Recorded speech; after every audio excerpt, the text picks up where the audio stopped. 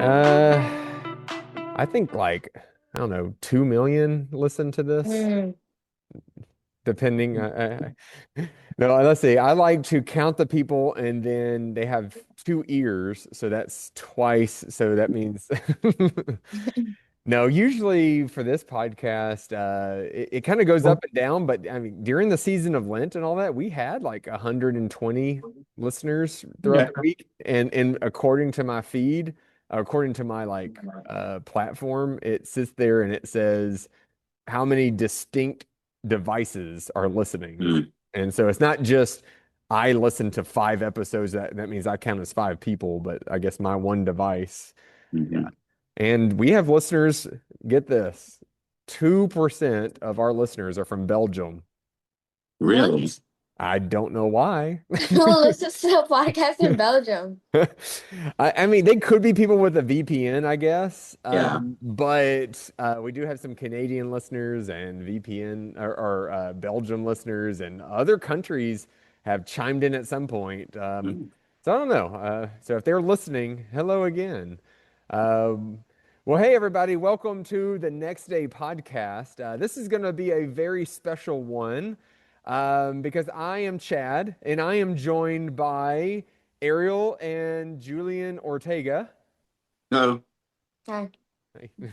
Emma Capshaw, Hello. Ethan Vinker, Hello, friends. and I think we'll have another guest joining us. Marjorie Mustachio will be joining us here soon. But yeah, this is a special one because this is going to be an all bridge episode of the Next Day podcast. So we just got finished with a trip that's called Bridge. It's for our junior high students. It was June 5th through the 8th. June 5th through the 8th. And we just finished it. So, in a way, it fits this theme that this is the next day after Bridge Mhm. ended. And so, Pastor Christy, you know, she's living it up in Cancun right now. Mm. Yeah. And I don't think she wanted to record an episode while she was in Cancun, even though I thought that would be fun. She's sitting on the beach with a coconut in her hand. Yeah. And yeah. But no, and so so the sermons are still there. The sermons are still going to be uploaded on the podcast, so you can still listen to Carl and Paige. They did like a little dual kind of a duo Oh. sermon as they had a big family VBS kickoff worship service at the West Campus.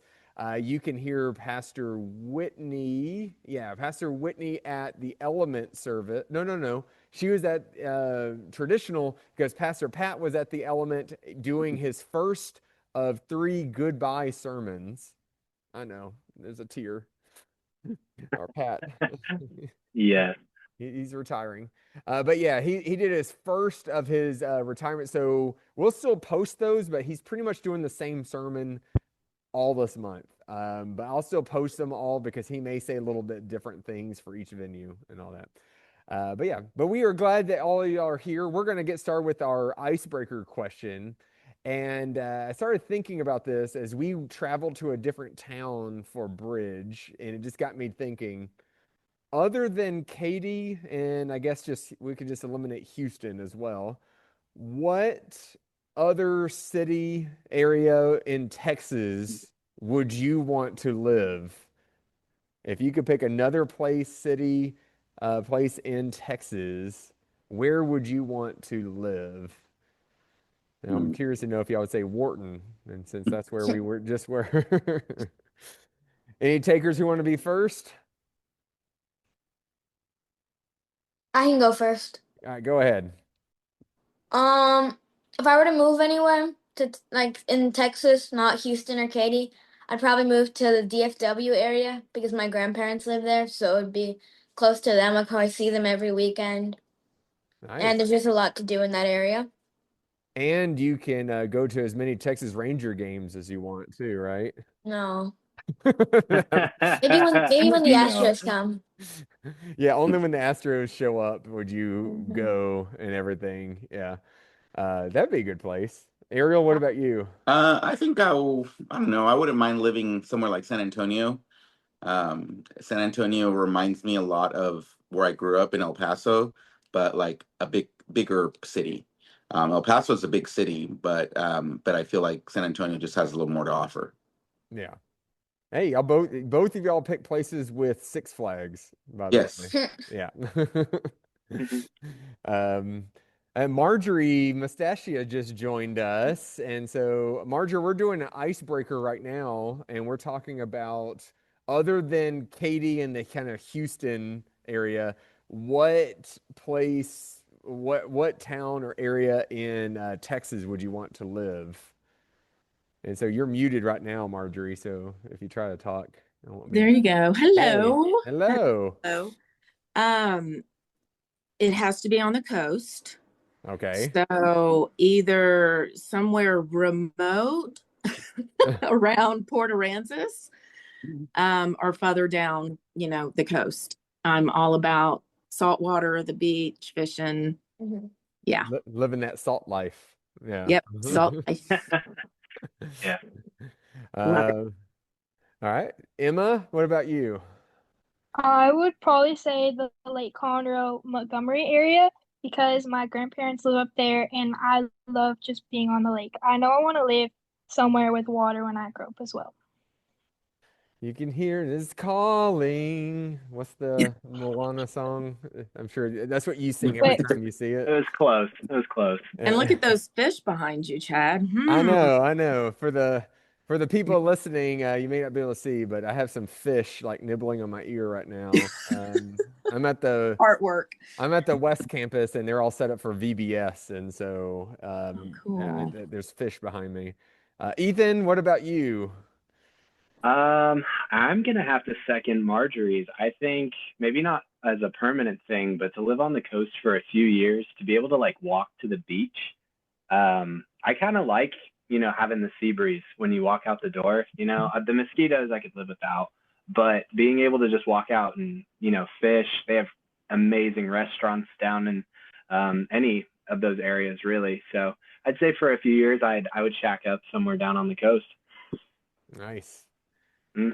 In fact, I think that is what my answer would be. Is definitely South Padre would be. Oh, It, okay. it is one of those things where some people would probably shake their heads who actually live there, going, "Yeah, it's good to visit, but to actually live here, But I don't know. I'm just gonna go out there and just say I would love to live in South Padre or in that area. I think that would be really nice.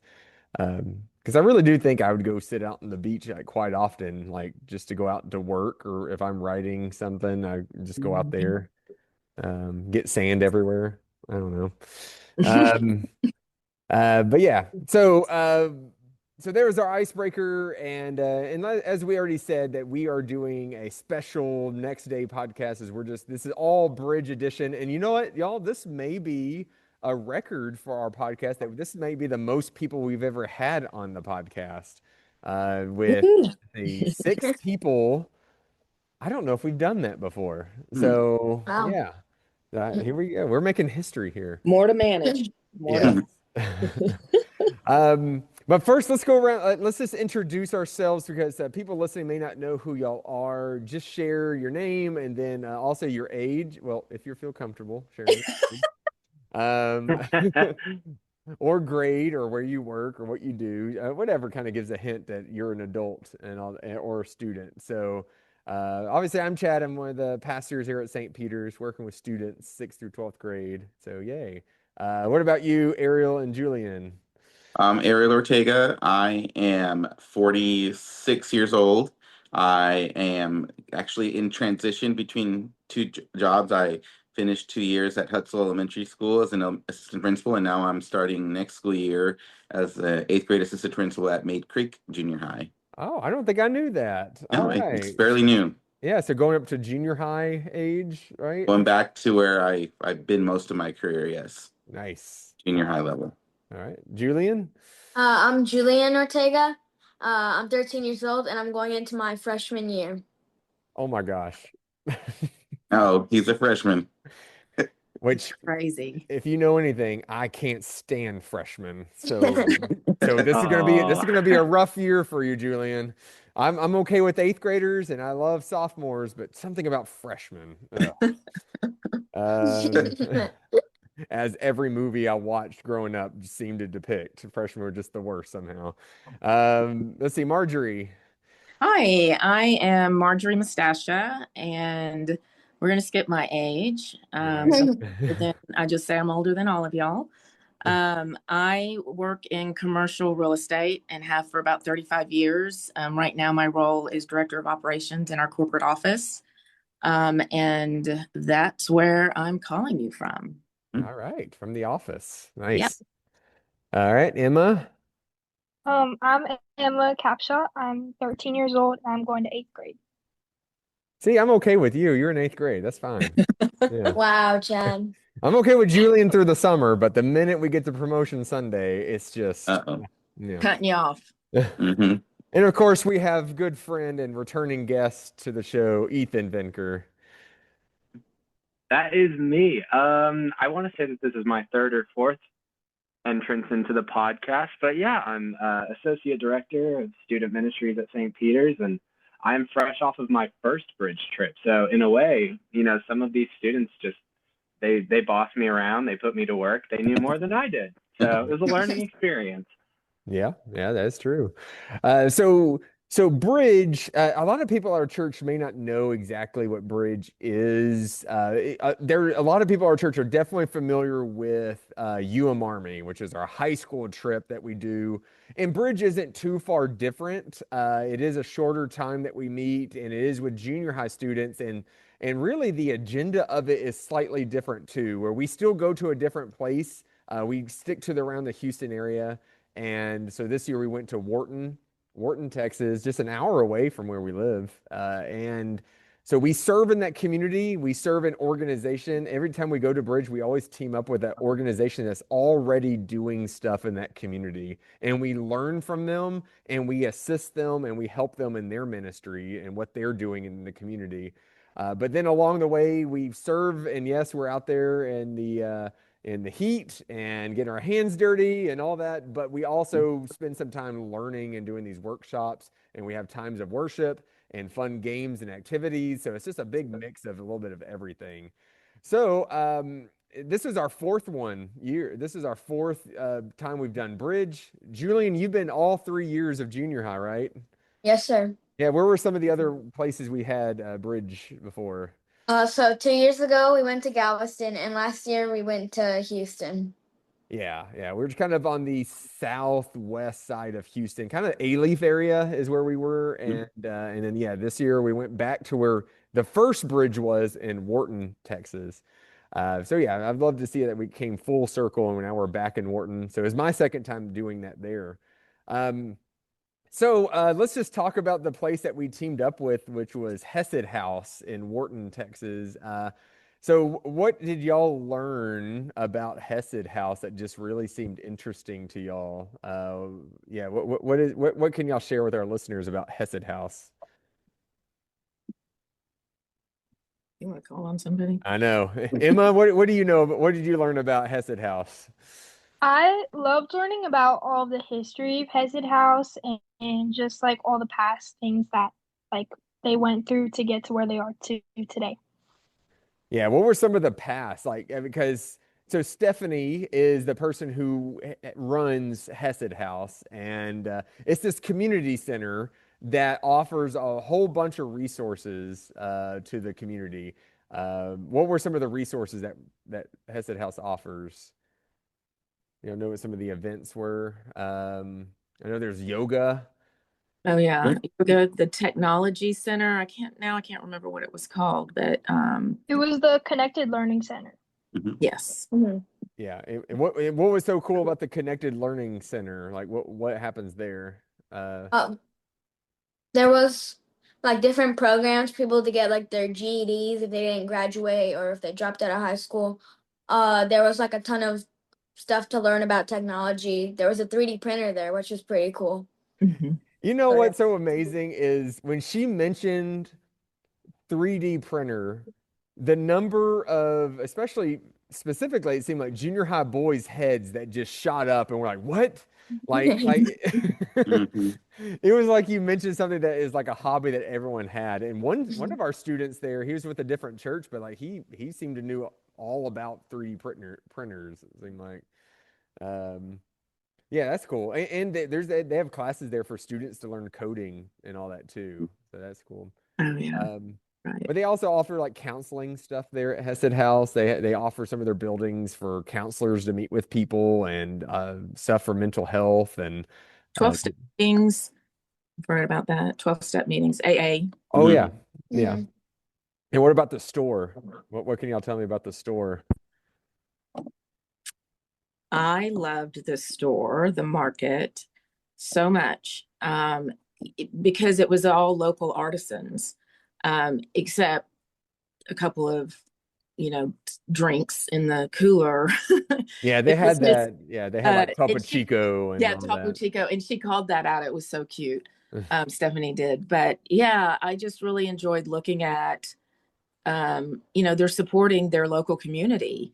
That's what Hesed House is all about. And so, everything in there was really made from a local artisan, whether it was, goat milk, soap, and lotion to honey and just so many neat things, jewelry, um, jellies, jams.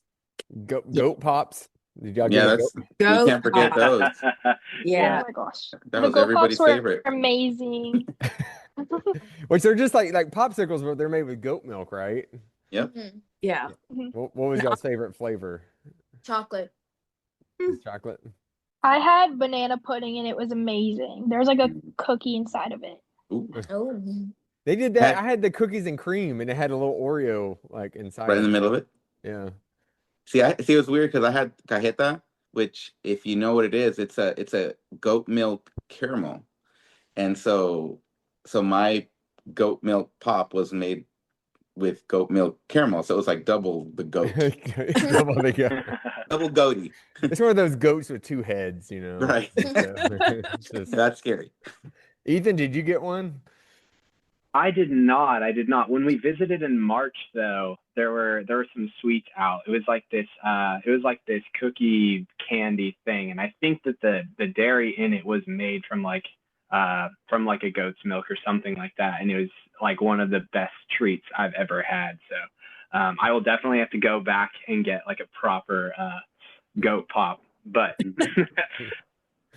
Yeah, it was good. And I made sure I got when we visited a while back, I made sure that I got a bag of pecan halves for Sable, my wife, and like she loved them and they were grown locally. And so I made sure I got 2 bags this time and she was like, "Whoa, 2 bags." So yeah. I was like, "Happy anniversary." And so, Pecans. which by the way, like Thursday, the first day of Bridge was our anniversary. Oh, um, So yeah, so I think the pecans made up for it, maybe. I don't know. maybe. Yeah, maybe. maybe some goat milk pops would have gone Yeah, a oh little yeah, better. they went traveled so well. I No. guess. So what else? So Emma, you still mentioned like the history of Hesed House, and I will say like let's see, none of y'all in here were there for the first time we went. I know we had some people, like we had some adults who were there the first time we went, and it really has grown a lot. Some of the buildings that we were meeting and all that were new because they weren't there. That we had to gut them and all that, and so it's really grown.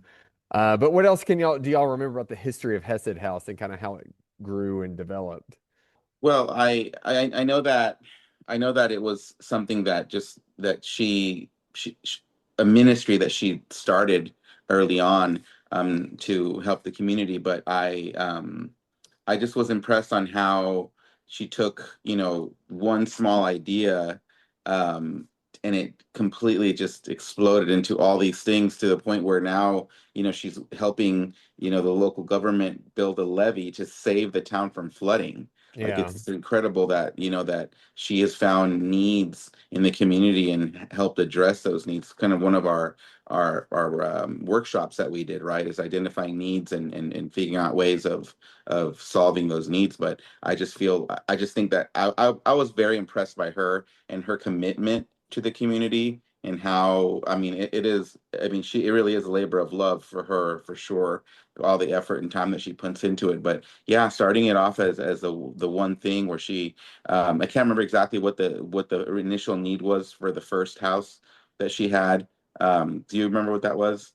Um, I The think it, or go ahead, Marjorie. Yeah, the red house. I was Uh, trying to remember back too because some other information overshadowed it. right, Yeah, right. yeah. Oh, yeah, yeah. But I think like kind of what all initiated was like so Stephanie was in student ministry, and so that's how Uh, a lot of us knew her. And so during some of the flooding, and then when Harvey hit, one of her students was just going through a awful time, like a very bad with mental health. Like she was in a dark place because she lost her home and it was constantly like it seemed like she was just kind of constantly losing stuff to flooding and all that. And so Mhm. then Stephanie realized there was a need, a very strong need for mental health and like uh, something to help with that. And so then that just kind of, I think it just kind of went from there and it just started to just kind of snowball into where she did develop being able to buy this house, this Hesed house, this red house that's on their lot. And it's their logo if you look it up. mm, And then from there, they were able to buy the land and to buy more stuff. And then it's just expanded Mhm. Mhm. into like, they'll be able to offer a whole lot more because, yeah, that store, that shop, or that market was not there when we were there mm, in Wow. 2022. Like that building wasn't really much.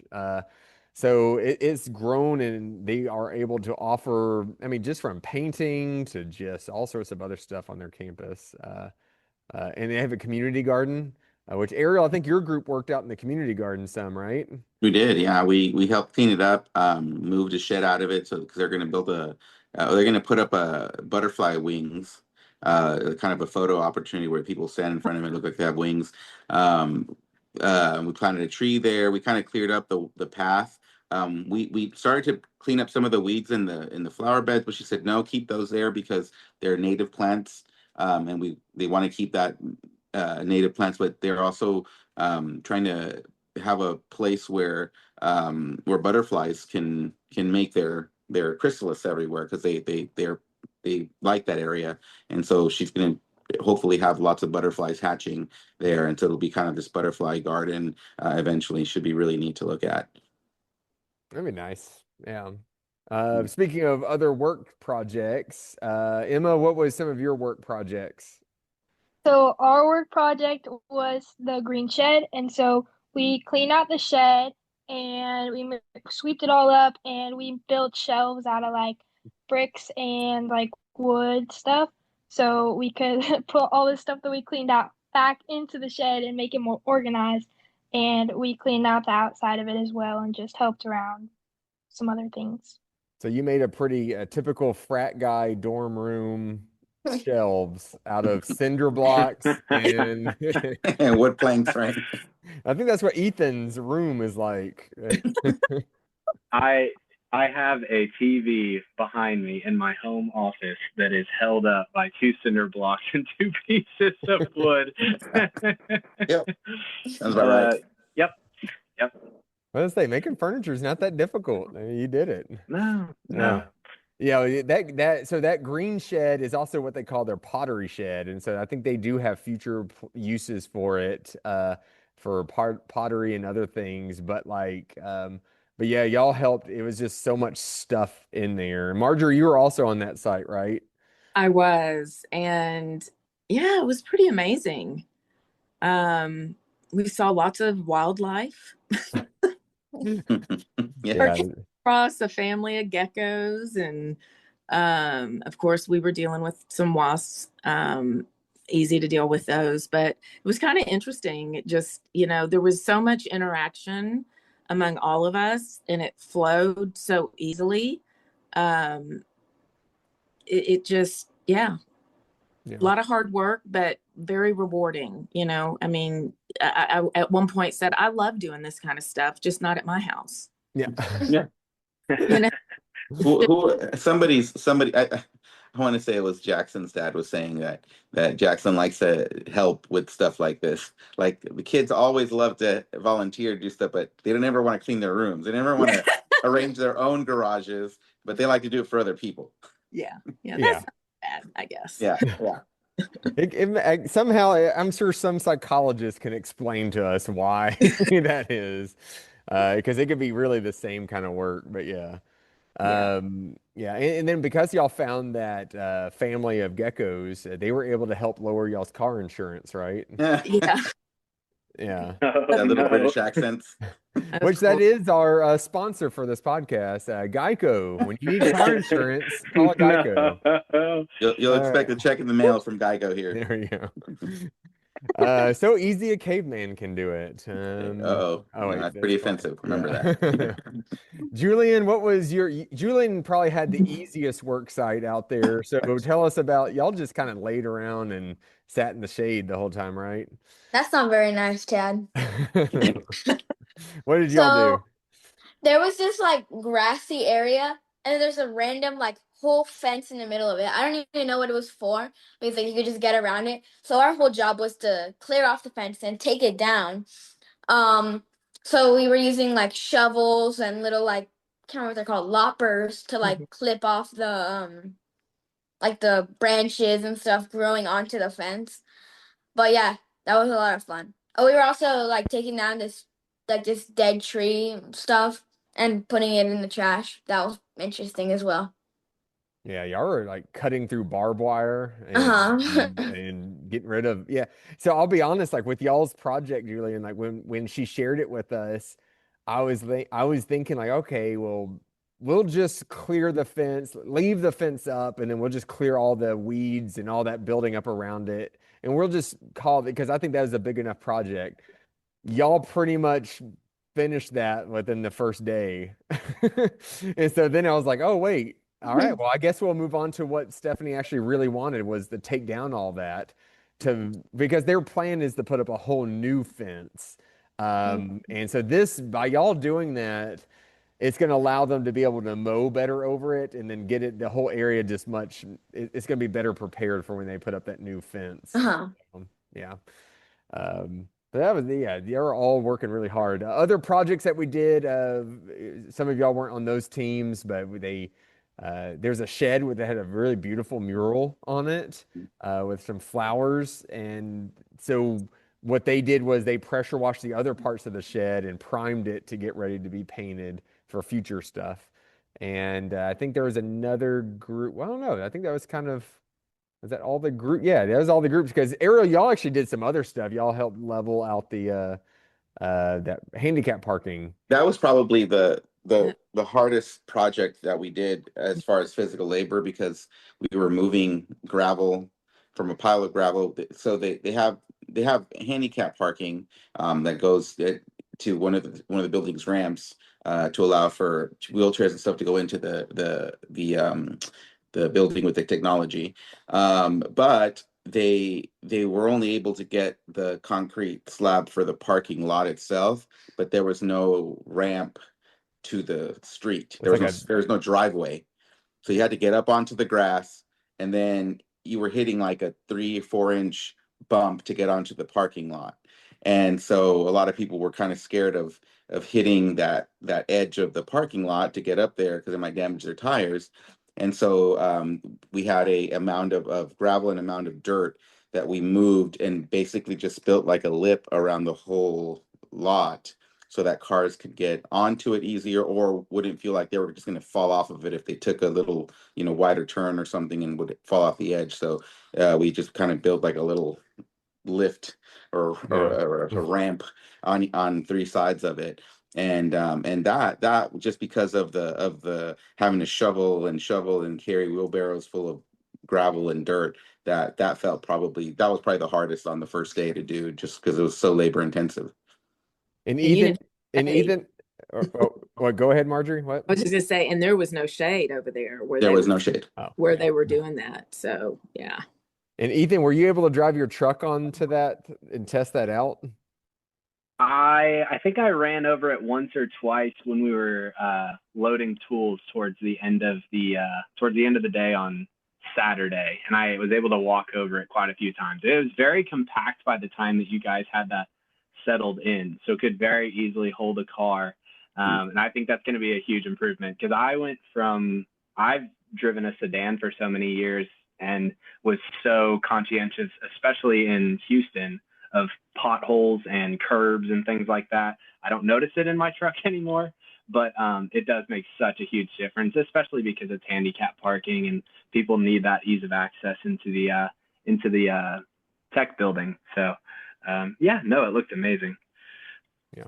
No, y'all all did an amazing job out there. And again, like Bridge is made up of it's three different churches. And so there's about 40 of us in all. And we were able to go out there and do a lot in 2 days. Really like yeah, 2 days. The other thing I wanted to get to talking about, because I really want to hear the students' thoughts on this, is some of our workshops that we did. So yes, we went out and served, but then we also had these learning moments, these learning opportunities, and we usually do these fun interactive workshops. And so one of our first ones we did on Thursday was all about learning about how to get funding for some of these big important things in communities. Because I think the thing that we're trying to teach so the students was just like it's easy to pass by somewhere and just go, well, why don't they just fix it? Well, why don't they just do that? Well, okay, well, oh, there's flooding. Well, why don't you just fix that? Like, but then doing this kind of shows how expensive and how difficult it is to get that. And so we actually had real projects that these students had to try to fund in this workshop. And so what can y'all tell us about Emma? Like, what was y'all's project that y'all had to get funded?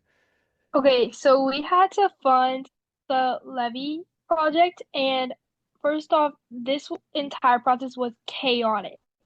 Like the like paper that we got from the federal government, because you can only get certain things from like different governments depending on which project you're doing. Like we didn't read the fine print, so we had to like go back and do the entire thing again because we did it in red pen when it was supposed to be done in blue pen. So it was just crazy. No, like when we had to do our presentation, we did not do very good on that because we had not prepared at all because we were so focused on getting the funding from the government and stuff. So it was just an entire process. Do you remember how much were y'all trying to raise? We were trying to raise 140 million, I think. And how much did you get? 11 million. All right, yeah. So yeah, not That's much better enough. than the rest of us did. Yeah, yeah. Yeah, we did good actually. Like last like minute we got the paper turned in and she let us roll the dice and we got a good number. So Yeah. And Julian, what was y'all's project? We were in charge of creating an all-inclusive playground. I think we needed like $415,000 in total. But the thing we didn't expect is, I mean, we were still grateful for it as, I mean, it's closer to zero, needing $0 and 415,000. But we didn't expect how small the grants were going to be. Like, we thought they were going to be a lot larger when we had to perform a skit or do a presentation, and we only received like $5,000. Yeah. Uh, So yeah. And was there anything else frustrating about it, Julian, or is that? I think just that we got to the government in like the last 5 minutes, so we didn't have much time to write down the whole thing because we were trying to see how much the grants would actually get us. Not that much. I think we got like 20,000 in total. But yeah, we didn't. Like I was reading the paper and it was just such dumb questions on the government papers, like what's the manager of funds favorite cookie? Or just like let's just dumb questions like that. I did read the fine print though. I don't know if it was on the paper or another person, another group told us to read the fine print. So I was trying to find a red pen for that whole like 4 or 5 minutes because the back said, fill it out in red ink. Well, if you're filling out in red, that means you're trying to get state funding, and that was what I Mm. was in charge of issuing Mm. that. And so I am very happy that at the first bridge we did, we have a student named Owen. Um, I got to see the disappointment on his face after he worked so hard on that form. And I had to tell him, sorry, we can't take this form. It's in the wrong ink. And then I showed him the fine print and the look on his face. And then this year, I got to do the same thing to his sister, Hadley. And I was so happy that I got to crush both of their dreams. Oh, Yeah, Oh. no. she was on my team. She was pretty heartbroken. Yeah. Oh.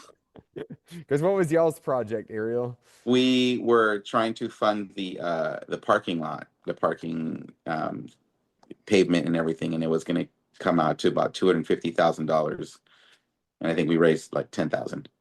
Yeah, yeah. And so this project, or this whole thing, I mean, yes, we like to joke and we sound sadistic that we just like to laugh at people's failure and but no, it's not about that. But we did try to show like bureaucracy and going through the red tape and filling out the forms and doing it right and all this. Like it could be a challenge and a hassle. You have to meet deadlines, you have to do all this. Who Mhm. knows? Like one group, like this would have been a legit thing, even though their question they had to answer was, what's the best song to sing in the shower? And they just put party and that was it. And I was like, well, what is this? We meant to put USA. And I'm trying to think how many times on some big important government form, someone may have left off one number, one Mm. thing, and they just go, this is invalid. So there is truth to it, but this is what Stephanie works really hard on at Hesed House is to try to get that funding, and it is a challenge. Very time consuming, and sometimes you don't know if you're going to get the funding. You could be promised it, but it gets taken away, or you only get like a small amount of it. So, what were some of the other workshops we did? Y'all got to go visit some of the different people in the community, right? Y'all got to visit people at the Hesed House, but what were some of the other places y'all got to visit? Emma? We went to City Hall and I forgot who we talked to, but we talked The to some city people there. planner. The city planner. City planner. Yeah. And we also went back to the church we were staying at and we met Pastor Gina. Yeah. So pretty cool. Y'all got to talk to these political leaders and a local pastor, like a person at the local church, right? And all the good that's going on in the community. Marjorie, did you learn anything from that experience from kind of touring the Yeah, different places? I really enjoyed being at City Hall too. I think City Secretary was there as well as the city. Mm. And, to hear the city planner talk about, I mean, honestly, and see the joy and the passion in her as well. She basically oversees the infrastructure projects and she's very much involved in the levee project, from a local perspective. But I think the most recent thing that really, she was most pleased with were the new sidewalks that have gone in Mhm. out Wharton, which is keeping kiddos from having to walk in the street to school. And so, I feel like they're just such a small knit, kind of a strong community, just pooling whatever resources they can. And, they have a lot of joy in finding those answers, I guess. And then Pastor Gina was great too. And then learning more about the technology center. All of them were really great. I thought it was a great exercise. Yeah. And then we did like one of our last workshops was just to brainstorm ways to bring all this back because that's really what Bridge stands for is Bridge is all about how do we take this experience from Wharton and bridge it back to our hometown because just as Stephanie saw needs in her community and started finding ways to do it, how can we do that too? Yeah. Yeah, Emma, what was your thoughts on that workshop? I was very passionate about the topic that we chose, which was teen mental health. And we created this app that people could access at school to like scan it. And you would go to a like page with resources that people can click on if they're like struggling with their mental health and maybe they are having like rough time at home or something and they don't want to talk to anyone, but they can get those resources themselves. So I thought that it was a very neat workshop and I loved it. Yeah. Yeah. Julian, what was y'all's idea y'all came up with? So the main like problem we were facing was similar with mental health. So we decided to create a support group for people suffering with mental health stuff that works as like a support group, but it's also like one-on-one like obviously like a buddy to work with like privately within the support group itself. Yeah. Yeah, and we really loved hearing all these ideas that y'all had, and they're really great. And again, like who knows if anything's, who knows that they could take off because this is Stephanie's Hesed House was just kind of an idea, and then she just started acting on it, and then who knows what things could turn into. I'm looking forward to your app, Emma. And I love that when y'all talked about that app, like after all the other groups presented, because three groups talked about mental health, and so once they all finished, Emma, someone from y'all's group said, "And just so y'all know, y'all can be on our app." Yeah. Yeah, y'all can be on our app. So yeah, so there's so much learning there's so much learning at this experience and eye-opening things and Julian, I'm sure you could even say even at past, every year there's always kind of a different workshops, different kind of set Mhm. of workshops and all that. Both of them kind of being frustrating but Uh-huh. eye-opening and all that too. So yeah, these are always fun. So just kind of finishing up here, what were some of the fun things that we did? What were some of the most fun things y'all had, fun experiences y'all had here? Yeah. Ariel, what about you? What was the kind of most fun? Um, I I think I like to learn a lot about the history of things and just to learn about the history of Wharton and the history of Hesed House and how it came to be. I don't know. I just love hearing about that. I also really enjoyed Stephanie's sermon Yeah. and just how grateful she was of the work that we did there. Again, it left a strong impression on me on how dedicated she is to this ministry and the work that they do there. I just felt that I mean I just felt really inspired by her. Yeah. And let me rephrase the question because I think that's kind of the area I wanted to get to. Like, just what did you enjoy the most? Yeah. What meant the most to you at Bridge and all that? So yeah, you're right. Like her message. I'll just chime in. My favorite part of the whole week was our last Saturday night worship. We met in one of the houses. Was that yours, Julian? I was gonna say that. Go ahead. Me too. I was gonna say Y'all go that that ahead. last service that we had on Saturday night with what's his name, Ross, the music guy. Can't I Yeah, forgot the name for that. Ross Sandlin, he's our lead guitarist in our Element contemporary band. But yeah, he led worship and with music for us throughout the event.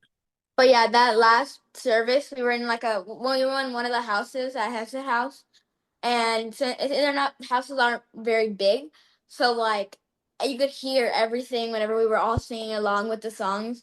So it was like I got chills and stuff from the songs. Yeah. Emma, what about you? Or about that? I loved worship in general. The Saturday night one was definitely my favorite by far. I just loved like singing all together. I found so much joy in that. And just like hearing the guitar as well, it was so cool. And I loved how it was all unplugged, so there was like no technology at all. So I really liked that. Yeah. All right, yeah, and just going off of what y'all said, yeah, that was just great. And the minute we hit that first chorus and that first song we sang, I just got chills, and it was just like, And you could see even Ross just got so into it after that moment. He's like, "Oh!" And he started stomping his feet, and he just started like strumming even harder. And it was just this great moment. And I love being able to receive communion in that area Mm. too. And it's such a kind of small space, and being able to receive communion at the place that we served and helped out at. And I just think there's something special about that. So that was definitely my favorite kind of moment. What about you, Marjorie? Same, Yeah. honestly, but I have to say that everything was so well done, Chad. I mean, it felt like every component of those days filled my spirit, no matter what. So I'm, especially, you know, I love music. So whether it was, the train singing praise at one of the workshops or during worship or whatever, I felt like the kids got into it. I just felt so moved by our junior high students singing loud and proud and all of that. So Yeah. It's you talk about the kids enjoying the music, even on Sunday worship, we were singing mostly traditional hymns, mhm. and even when the choir did their amen at the end, the kids really enjoyed that. Yeah. Yeah, that was really good. Yeah. Yeah, We got kind of both styles of worship all there. yeah. Yeah. Yeah. Ethan, what about you? What did you enjoy the most at Bridge? This being your first year too. Yeah. Obviously, props to Stephanie for her hospitality. She is absolutely incredible to have build such a holy and set apart place. And I think what I kept calling it throughout the weekend was a refuge, right? That, whatever your problem or need may be, you can definitely find that it will be met at Hesed House, or a problem, can be solved there if there's not already a solution. My other props would be to the students, honestly, just to piggyback or go in tandem with worship, their willingness to be together and to be on their teams.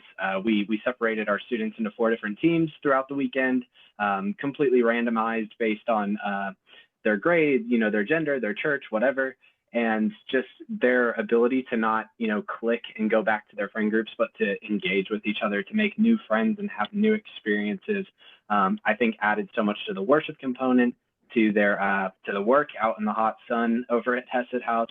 I come from the camp ministry background where I have kids for 6 nights, and they seldom accomplish what you guys did in just 3 short days. Instantly making friends, willingness to work hard, willingness to just shout praises to the Lord without any care or regard. You were just so happy to be there and so happy to jump into whatever we had in store for you. So props to Julian and Emma, since you guys are in here. Thanks. Only y'all two. No one else Yeah. did anything. Yeah, don't tell Only anybody us else. No, and it is good. And I mean, students got to experience and do some work that they may have never done before. Like I know for a fact, some of them have never worked an auger before. And Ariel was sitting there he was on one side, and we had students hold on to the other side, and they realized how much you have to really hold that thing as they all planted trees, right? Yeah, I remember Becky was getting on the kids like, if you don't hold on to that, you're going to hurt Ariel. Yeah. And you were like, yes, please, Yes, please please come hold with us. on to it. My other favorite thing, I forgot to mention this, my other favorite thing about the whole event was I got to see a glow in the dark dancing Grinch. And it was just, Oh my it was goodness. so amazing. I don't know who it was. It was just this It mysterious was Grinch. me. That was you? No Oh, you way. were the Grinch. The Grinch? Yeah, Emma would just come up and because we did glow night. So here's this fellowship hall all dark with black lights and everyone's kind of glowing. And then here's this Grinch doing the worm on the ground.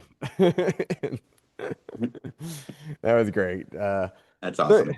so it was great. And the overall, like, and we mentioned about Stephanie's message, and just to kind of close out this discussion, just kind of let you see the gospel at work in this place is that during Stephanie's message, she mentioned that in Wharton, they had a very high number of the second KKK kind of movement, this kind of resurgence of it. And they had a very high population of it. And their headquarters, their main building was that red house that is the logo of Hesed House. And so during this time of what was the time frame, like 70s, 60s, 70s?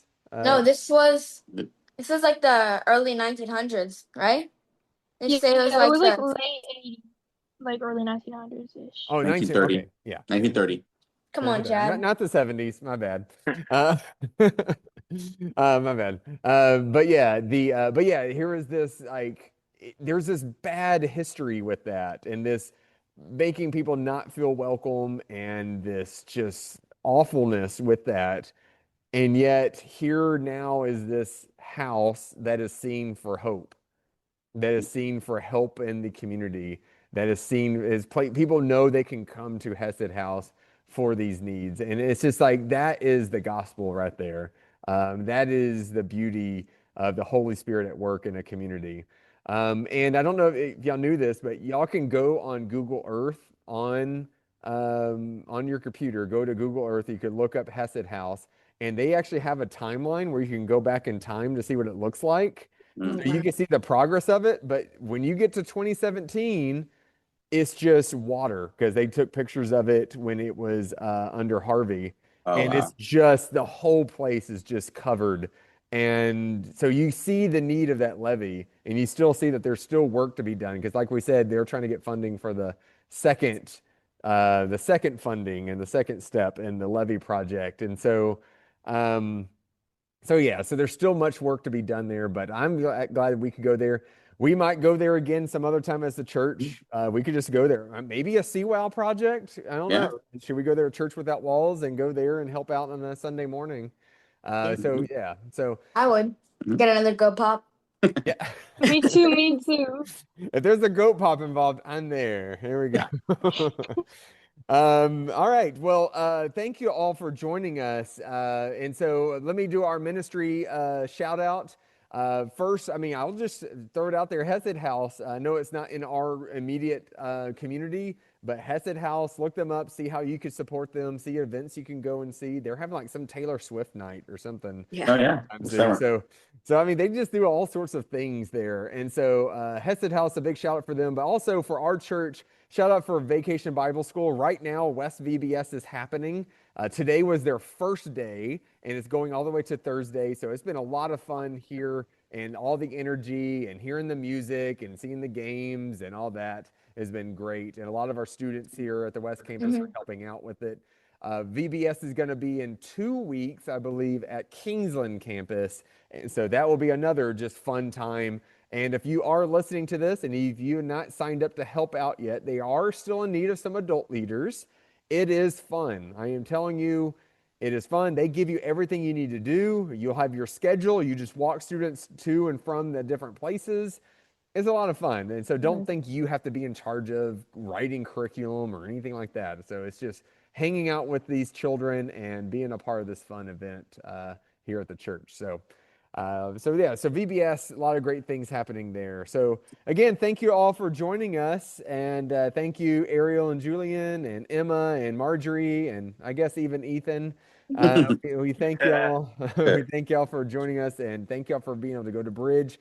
Looking forward to hyping this up for next summer and all that. So Absolutely. yeah, well, Yeah. Thank you. Peace out. yeah. Well, saying that, I'll say bye and stop recording. But yeah, so everyone say bye. Bye. Bye. Bye. See y'all next week on the Next Day podcast.